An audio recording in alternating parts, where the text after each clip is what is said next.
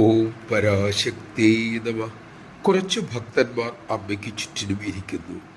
അമ്മയെ കണ്ടപ്പോൾ മുതൽ ആധ്യാത്മിക ജീവിതം മതിയെന്ന് തോന്നിയവർ നിരവധിയുണ്ട് അക്കൂട്ടത്തിൽ. പക്ഷേ ലൗകിക ബന്ധങ്ങളിൽ പലരും പെട്ടുപോയി. അതുകൊണ്ട് പലർക്കും സ്വതന്ത്രരാകാൻ കഴിയുന്നില്ല. ഒരു ഭക്തൻ വിഷമത്തോടെ ചോദിച്ചു, അമ്മേ, സന്യസിക്കണമെങ്കിൽ ജന്മാന്തര സുഹൃതം അത്യാവശ്യമാണ് അല്ലേ?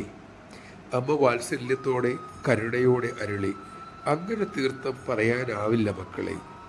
നന്നേ ചെറുപ്പത്തിലെ കുഞ്ഞുങ്ങളെ ഈശ്വരോന്മുഖമായി വളർത്താൻ ശ്രമിച്ചാൽ തീർച്ചയായും ജന്മാന്തര സുഹൃതം വേണമെന്നില്ല. അവരെ ഉത്തമരായ സന്യാസിമാരാക്കാൻ സാധിക്കും. പക്ഷേ അതെങ്ങനെയാ? ഇപ്പോഴത്തെ അച്ഛനമ്മമാർ മക്കളെ കൊല്ലാൻ കൊടുത്താലും ഈശ്വരന് കൊടുക്കില്ലല്ലോ. പക്ഷേ ഈശ്വരന് കൊടുത്താൽ അവർക്ക് എപ്പോഴും മക്കളെ ഉത്തമമായ നിലയിൽ കാണുവാനും സാധിക്കും. നമഃശിവായ. എത്ര അഗാധമാണ് അമ്മയുടെ ഈ വാക്കുകൾ.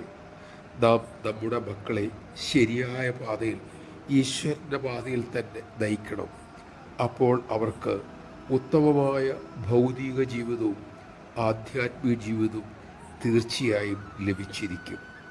ആ വിവേകവും പാകതയും നമ്മൾക്ക് നമ്മുടെ മക്കളുടെ കാര്യത്തിൽ ഉണ്ടാകട്ടെ.